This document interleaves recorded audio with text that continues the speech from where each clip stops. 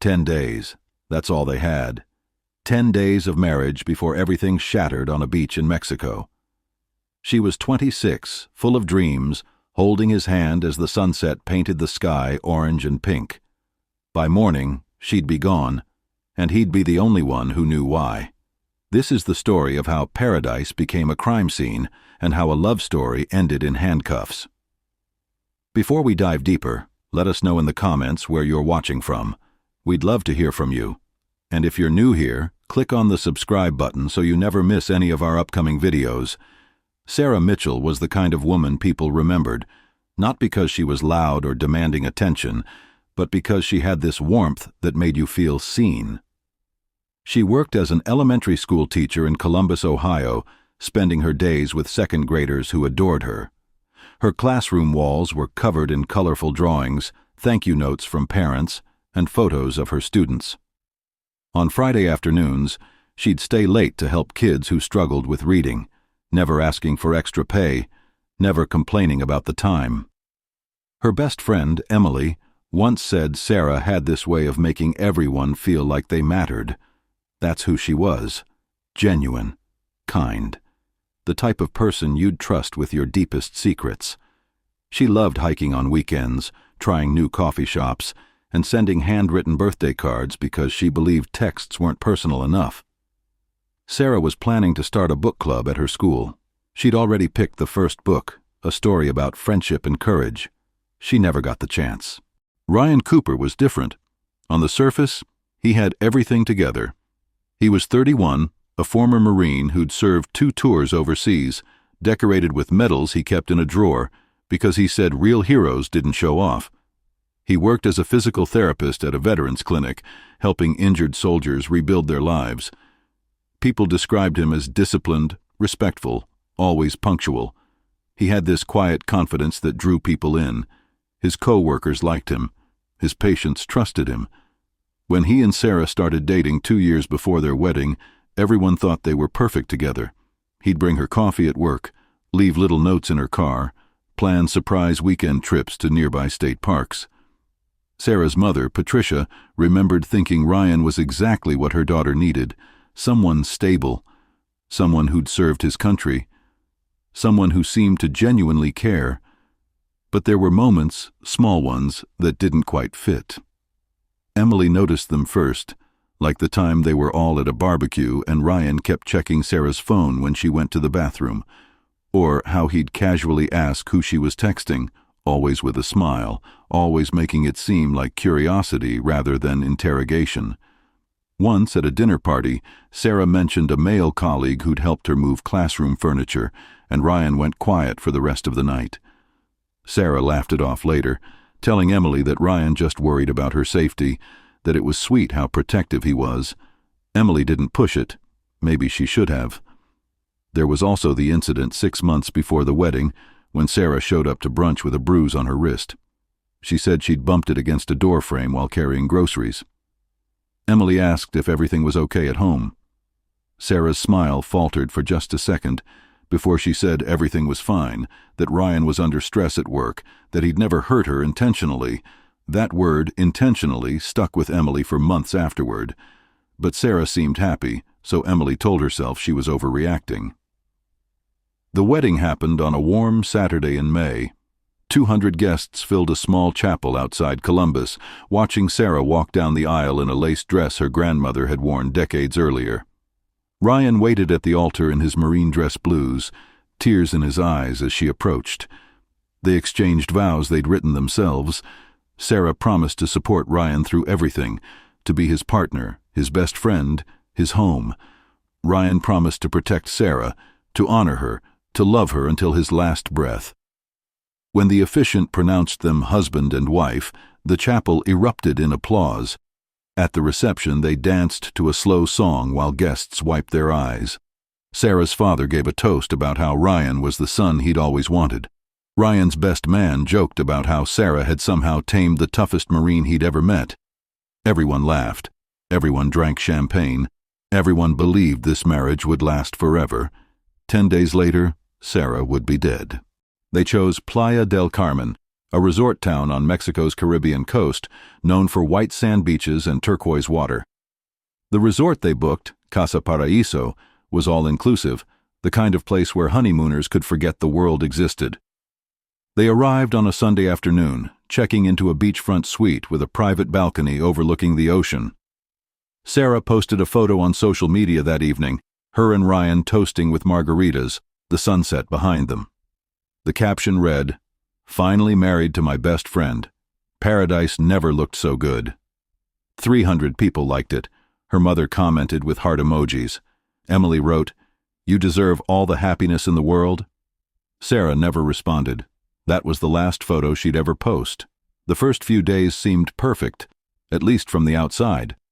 Other guests at the resort remembered seeing them at breakfast, holding hands, laughing over plates of tropical fruit and fresh pastries. The resort photographer captured them on the beach, Sarah in a white sundress, Ryan with his arm around her waist, both smiling like they'd won the lottery. A couple from Denver who befriended them at the pool bar said they seemed deeply in love, always touching, always close. But by Wednesday, something had shifted. The woman from Denver, whose name was Linda, noticed Sarah sitting alone at lunch while Ryan was back in the room. When Linda asked if everything was okay, Sarah said Ryan wasn't feeling well, that he'd eaten something that upset his stomach. But Linda remembered Sarah's eyes looked red, like she'd been crying. That evening, Linda heard raised voices coming from the suite next to theirs. She couldn't make out words, just the tone. Anger, frustration, then silence.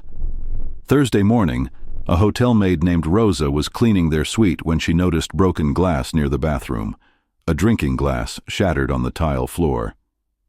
When she asked Sarah if everything was all right, Sarah apologized profusely, saying she'd accidentally knocked it off the counter. Rosa noticed bruising on Sarah's upper arm, visible beneath her tank top. Sarah caught her staring and quickly pulled on a cardigan despite the 90-degree heat. Rosa didn't report it. She'd seen domestic issues before at the resort, and management usually told staff not to get involved unless someone asked for help directly. Sarah didn't ask. Rosa finished cleaning and left, but the image of those bruises stayed with her. Years later, in a television interview, Rosa would say she wished she'd said something, anything, that might have changed what happened next. Thursday night, they had dinner at the resort's beachside restaurant. Other diners remembered them because they seemed tense, barely speaking to each other. A waiter named Carlos brought them a complimentary dessert to celebrate their honeymoon. Ryan thanked him. Sarah stared at her plate. When Carlos returned to clear their dishes, Ryan asked for a bottle of tequila to take back to their room. Carlos thought it was odd because they'd barely touched their wine at dinner, but he didn't question it. Guests wanted what guests wanted. He brought them the bottle, wished them a good evening, and watched them walk back toward their suite. Sarah was a few steps ahead of Ryan, arms crossed over her chest. Ryan followed, hands in his pockets, jaw tight. Carlos would later tell police that something about their body language felt wrong, like they were strangers forced to walk together rather than newlyweds on their honeymoon. What happened in Suite 237 that night would be debated in courtrooms, analyzed by forensic experts, and dissected by true crime podcasts for years to come. But here's what we know for certain. At approximately 11:47 p.m., hotel security received a noise complaint from the room next door. Linda, the woman from Denver, called the front desk saying she heard shouting, something crashing, then a woman screaming. Security officer Miguel Rodriguez was dispatched to check on the situation. He knocked on the door of Suite 237 3 times. No answer. He knocked again, louder, identifying himself as hotel security. After a long pause, Ryan opened the door. He was shirtless, hair disheveled, breathing heavily. Miguel asked if everything was all right. Ryan said yes, that he and his wife had just had a disagreement, that everything was fine now. Miguel asked to see Sarah. Ryan hesitated, then stepped aside. Sarah was standing near the balcony door wearing a nightgown, her back to them. Miguel asked if she was okay. She turned slowly, and that's when he saw her face. Her left eye was swollen, already turning purple. There was a cut above her eyebrow, blood trickling down the side of her face. Her lip was split. Miguel immediately radioed for backup and medical assistance. Ryan started talking fast, saying it was an accident, that Sarah had tripped and fallen against the coffee table, that he'd tried to catch her but wasn't fast enough. Miguel looked at the coffee table. It was glass, completely intact, no blood on it. He looked back at Sarah, whose expression was blank, almost vacant, like she'd gone somewhere else in her mind. Miguel asked her what happened. She opened her mouth to speak, but Ryan cut her off. "I told you she fell. She's had too much to drink. Tell him, Sarah. Tell him you fell." Sarah's eyes met Miguel's for just a moment, and in that moment, Miguel saw something he'd recognize in his nightmares for the rest of his life. Fear. Pure, unfiltered fear. She whispered, so quietly Miguel almost didn't hear it. "I fell." But her hands were shaking. Her whole body was trembling. Miguel knew. He knew she was lying. He knew Ryan had done this. But in that moment, without Sarah confirming it, without her asking for help, his hands were tied. Resort policy required the victim to request intervention. Sarah wasn't requesting anything. She was just standing there, bleeding, shaking, lying. Backup arrived within minutes. The resort manager, a man named Eduardo, came to assess the situation. He saw Sarah's face and immediately wanted to call local police. Ryan objected, saying it wasn't necessary, that it was just an accident, that they'd handle it privately. Eduardo insisted. Ryan's demeanor changed. His voice got colder, more controlled. He said if Eduardo called the police, he'd sue the resort for harassment, that they were violating his rights as a guest, that this was a private matter between husband and wife. Eduardo was in an impossible position. Mexican law required police involvement in cases of obvious domestic violence, but resorts often tried to handle things internally to avoid bad publicity. He made a decision he'd regret forever. He offered Ryan and Sarah the option to move to a different suite, away from other guests, with a staff member checking on them periodically through the night. Ryan agreed immediately. Sarah said nothing. They were moved to Suite 412, a larger room on the 4th floor, farther from other guests. A security guard was posted outside their door with instructions to check on them every 30 minutes. At 12:43 a.m., the guard knocked and asked if they needed anything. Ryan answered through the door, saying they were fine, that they were going to sleep. The guard made a note in his logbook. At 1:15 a.m., he knocked again. No answer. He knocked louder. Still nothing. He used his master key to open the door. The suite was dark except for the balcony light. The guard called out. Silence. He walked through the living area toward the bedroom. That's when he saw her. Sarah was on the balcony, slumped against the railing, her body partially hanging over the edge. The guard ran to her, pulling her back onto the balcony floor. She wasn't breathing. He started CPR, screaming into his radio for help. Ryan appeared from the bathroom, seemingly disoriented, asking what was happening. The guard yelled at him to call for medical help. Ryan stood there, frozen, staring at Sarah's body like he didn't understand what he was seeing. Paramedics arrived within 8 minutes. They worked on Sarah for 23 minutes, trying everything to bring her back. At 1:52 a.m., they pronounced her dead. She was 26 years old. She'd been married for 10 days. Mexican police arrived at 2:14 a.m. Detective Inspector Carlos Mendoza took charge of the scene, immediately sealing off the suite and separating Ryan from other witnesses for questioning. Ryan was taken to a conference room on the 1st floor, where he sat alone for 40 minutes before Mendoza entered with a recording device and a translator, though Ryan spoke fluent Spanish from his time stationed near the border. Mendoza asked Ryan to explain what happened. Ryan's account went like this. After they'd moved to the new suite, he and Sarah had talked things out. She apologized for overreacting earlier, for making a scene. He apologized for raising his voice. They decided to have a drink on the balcony to reconcile and enjoy the ocean view. Sarah had several shots of tequila. She wasn't much of a drinker, so it hit her hard. She started getting emotional, crying about how she felt like she disappointed him, like she wasn't good enough. Ryan said he tried to comfort her, told her she was perfect, that he loved her. But she kept spiraling, talking about how maybe they'd gotten married too fast, how maybe she wasn't ready for this. Ryan claimed he went inside to get them water, hoping to sober her up. When he came back out, Sarah was leaning over the balcony railing, looking down at the beach below. He told her to step back, that she was making him nervous. She didn't respond. He went into the bathroom to splash cold water on his face, trying to calm himself down. That's when he heard a thud.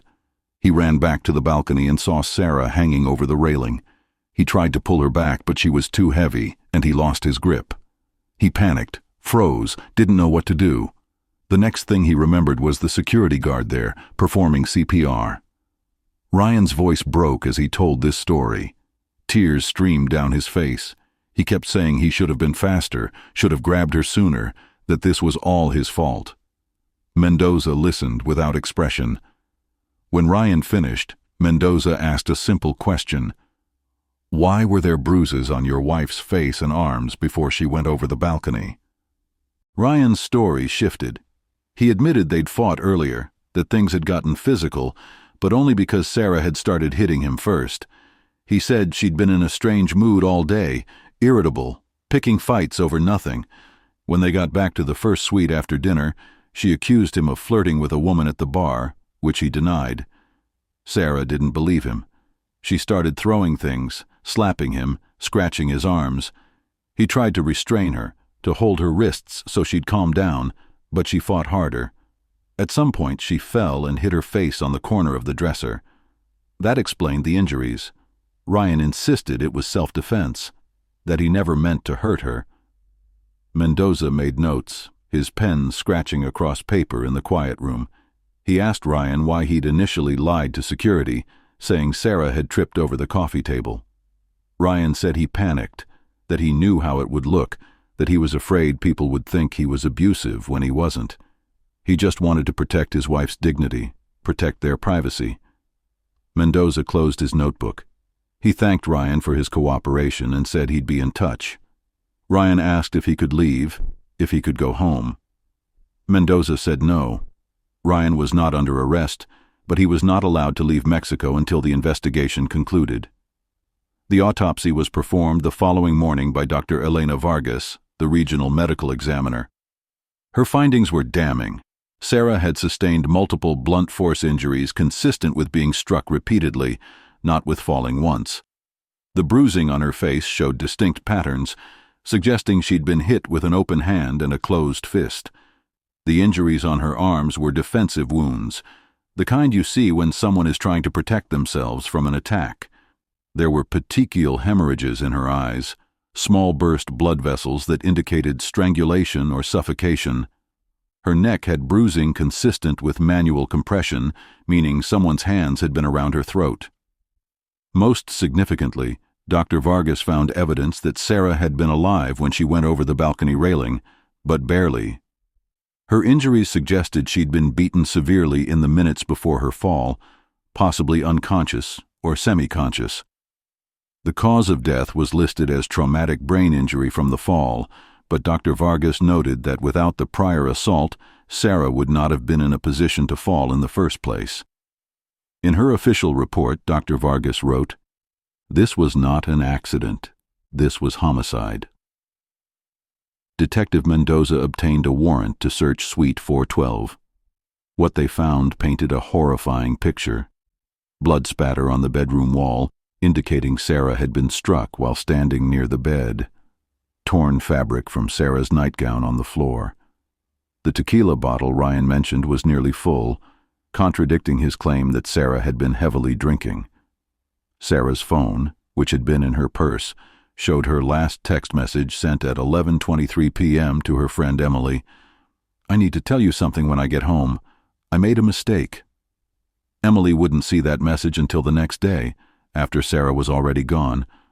Ryan's phone revealed something even more disturbing. In the week leading up to the trip, he'd been searching online for information about accidental deaths, balcony safety at resorts, and whether surveillance cameras were common in Mexican hotels. He'd also looked up how alcohol affects coordination and judgment. Prosecutors would later argue these searches showed premeditation, that Ryan had been planning this for days. Ryan Cooper was arrested 3 days after Sarah's death and charged with murder. The evidence was overwhelming, but Ryan's defense team, led by attorney Michael Torres, argued that the prosecution's case was built on circumstantial evidence and assumptions. Torres claimed Ryan was a decorated veteran suffering from undiagnosed PTSD, that his military service had left him with trauma he'd never properly processed. The night Sarah died, Torres argued, Ryan had experienced a flashback triggered by their argument, causing him to react violently without full awareness of his actions. It wasn't murder, Torres insisted. It was a tragic accident caused by mental illness, something Ryan deeply regretted but couldn't have prevented. The prosecution, led by District Attorney Jennifer Lawson, rejected this narrative entirely. Lawson presented evidence showing Ryan had a history of controlling behavior that predated his military service. She called witnesses, including Emily, who testified about the warning signs Sarah had ignored or excused. She presented Ryan's internet search history, arguing it proved he'd been planning to harm Sarah and make it look accidental. The trial lasted 6 weeks and became a media sensation. News outlets called it the Honeymoon murder trial. Sarah's family sat in the front row every single day, her mother clutching a framed photo of her daughter. Ryan's family sat on the opposite side, his father, a retired Marine colonel, insisting his son was being railroaded by a system that didn't understand the sacrifices veterans made. The emotional turning point came when Emily took the stand. She described the last conversation she'd had with Sarah 2 days before the wedding. Sarah had called her late at night, crying, saying she was scared. Emily asked what she was scared of. Sarah said she wasn't sure, that Ryan had been acting strange, more possessive, more jealous. He'd gone through her phone, accused her of having feelings for a groomsman she'd known since high school, demanded she cut off contact with male friends. Emily begged Sarah to postpone the wedding, to take time to really think about whether this was what she wanted. Sarah said she couldn't, that invitations had been sent, deposits paid, families were traveling from out of state. She said she loved Ryan, that she just needed to be a better wife, more understanding of his stress. Emily's voice broke as she recounted this. She looked directly at Ryan and said, "You made her believe she was the problem. You convinced her that your jealousy was love, and then you killed her." Ryan showed no emotion during Emily's testimony. He sat perfectly still, hands folded on the table, staring straight ahead. His lawyer objected multiple times, calling Emily's statements inflammatory and prejudicial, but the judge allowed them. The defense called Ryan to the stand in the final week of trial. He testified for 2 days, crying as he described his love for Sarah, insisting he never meant to hurt her, that he'd give anything to bring her back. He admitted he had anger issues, that he'd been working on them, that he wished he'd gotten help sooner, but he maintained he hadn't intentionally killed Sarah, that her death was a horrible accident that occurred during a heated moment he couldn't fully control. The prosecution's cross-examination was brutal. Lawson confronted Ryan with his internet searches. He claimed he'd been researching resort safety because he wanted to make sure their honeymoon was secure, that he was paranoid about Sarah's safety after hearing about crimes against tourists. Lawson asked why he'd searched, "Can someone survive a 4-story fall?" the day before they left for Mexico. Ryan had no answer. Lawson asked why, if he loved Sarah so much, he'd strangled her hard enough to burst blood vessels in her eyes. Ryan said he didn't remember doing that he must have blacked out. Lawson asked if it was convenient how his memory failed him at every crucial moment. Ryan's lawyer objected. The judge sustained it, but the damage was done. After 3 hours of deliberation, the jury returned a verdict: guilty of second-degree murder. Ryan showed no reaction as the verdict was read. Sarah's mother collapsed in her husband's arms, sobbing. The judge sentenced Ryan to 25 years to life in prison without the possibility of parole for the first 20 years. During sentencing, the judge said, "You took a vibrant, loving young woman and extinguished her light because you couldn't control your rage. Sarah Mitchell deserved a lifetime of happiness. Instead, she got 10 days of marriage, and a violent death at the hands of the man who promised to protect her. This court hopes that in the years you spend in prison, you reflect on the magnitude of what you've done and the family you've destroyed. Ryan was led out of the courtroom in handcuffs. He never looked back at Sarah's family. He never apologized. He never admitted what he'd truly done that night on the balcony. After Ryan's conviction, Sarah's family established the Sarah Mitchell Foundation, a non-profit dedicated to helping women recognize and escape abusive relationships before it's too late. Patricia, Sarah's mother, became an advocate for domestic violence awareness, speaking at schools and community centers about the warning signs her daughter had missed. She often says that Sarah's death could have been prevented if anyone, had intervened earlier. But the truth is, Sarah didn't want to be saved. She'd convinced herself that Ryan's jealousy was passion, that his control was protection, that his anger was something she could manage if she just tried harder. It's a story that repeats itself thousands of times every year. Women who believe love means sacrifice, who excuse violence as stress, who stay because leaving feels more dangerous than staying. Emily struggled with guilt for years after Sarah's death. She went to therapy, trying to process the what-ifs that haunted her. What if she'd been more insistent about the bruise on Sarah's wrist? What if she'd called Sarah's parents and told them what she suspected? What if she'd refused to be Sarah's maid of honor unless Sarah postponed the wedding? But Emily's therapist helped her understand something crucial. Sarah was an adult who made her own choices, and no amount of intervention from friends or family could have forced her to leave Ryan if she wasn't ready. The only person responsible for Sarah's death was Ryan. Still, Emily visits Sarah's grave every month, bringing fresh flowers and telling her friend about her life, about the changes she's made, about the women she's helped through her volunteer work at a domestic violence shelter. She says it's the least she can do to honor Sarah's memory. Ryan sits in a maximum security prison in Mexico, serving his sentence in isolation for his own protection. Other inmates don't take kindly to men who kill their wives. He's appealed his conviction twice, both times unsuccessfully.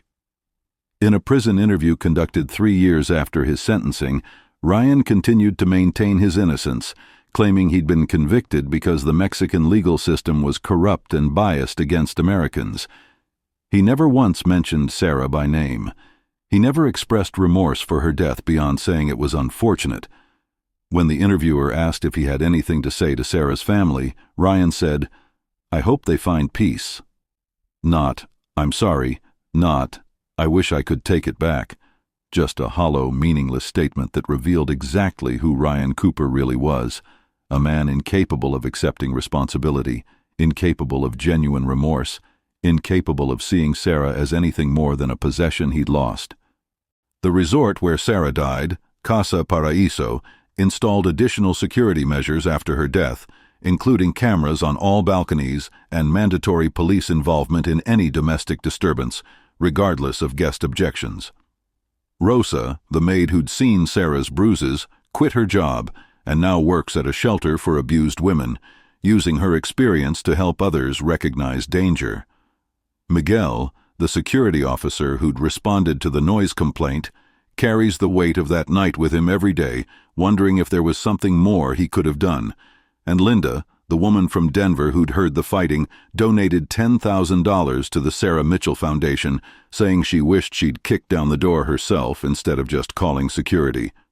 Everyone connected to that night carries a piece of Sarah's story with them, a reminder that sometimes the most dangerous place a woman can be is in a relationship with someone who claims to love her. So what do you think?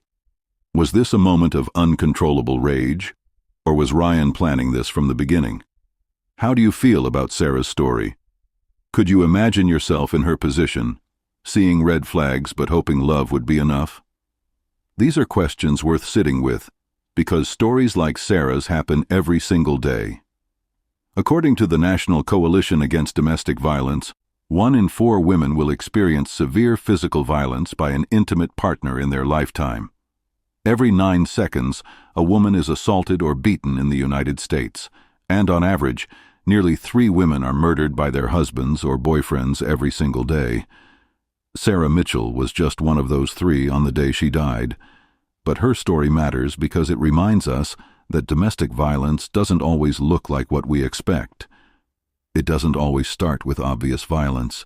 It starts with control disguised as care, jealousy disguised as love, isolation disguised as partnership. If you're watching this and something feels familiar, if you see yourself in Sarah's story, please reach out for help. The National Domestic Violence Hotline is available 24 hours a day at 1-800-799-7233. You deserve to be safe. You deserve to be respected. You deserve a love that doesn't come with fear. And if you know someone who might be in an abusive relationship, don't wait for them to ask for help. Ask the difficult questions.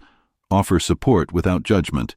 Be the person who refuses to look away, because maybe, just maybe, your intervention could save a life. Sarah didn't get that chance, but countless others still can.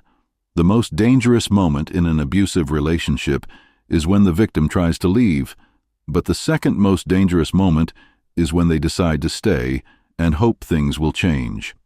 Things rarely change on their own.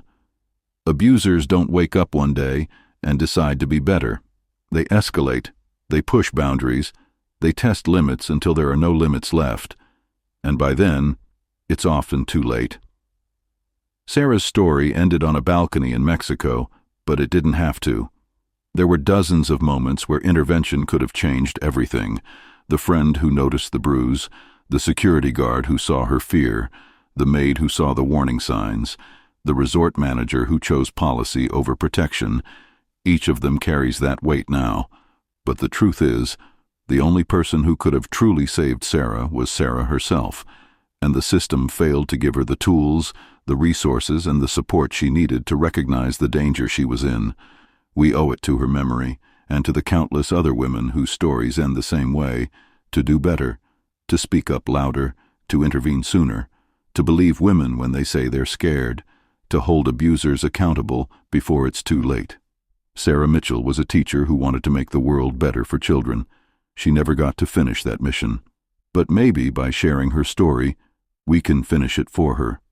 Maybe we can save the next Sarah before her honeymoon becomes her funeral. Thank you for watching. If this story affected you, please leave a comment below sharing your thoughts. Have you or someone you know experienced something similar? How did you find the strength to leave or help someone leave? Your story might be exactly what someone else needs to hear today. And if you found this documentary meaningful, please consider subscribing to our channel. We share true stories that matter, stories that shed light on the darkest corners of human behavior, not for entertainment, but for awareness, for education, for change. Hit that subscribe button and turn on notifications so you never miss our upcoming videos. Together, we can make sure stories like Sarah's are heard, remembered, and most importantly, prevented. Sometimes the most dangerous place to be is next to someone who swears they love you. Remember that, share that, believe that, and maybe, just maybe, we can save a life.